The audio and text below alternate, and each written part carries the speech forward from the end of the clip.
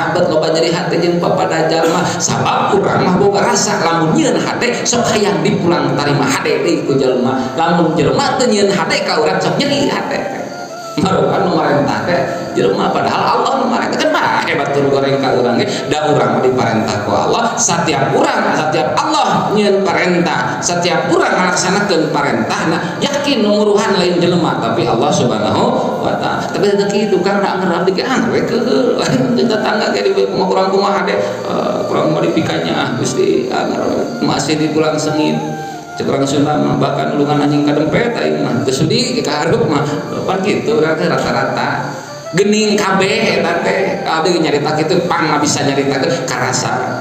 ingat nyeun hade teh urang sok loba nyeri hate jeung papada jalma sakali deui sabab urang mah da dasarna sok ngarep-ngarep buluhna ti jelema eta tidak urang nyeun hade jeung tatangga teu hate jadi nyeri kana hate tuh padahal Allah nu marentahna gitu kudu nyeri da Allah nu marentahna kudu pan kitu Kang nya ngarep teh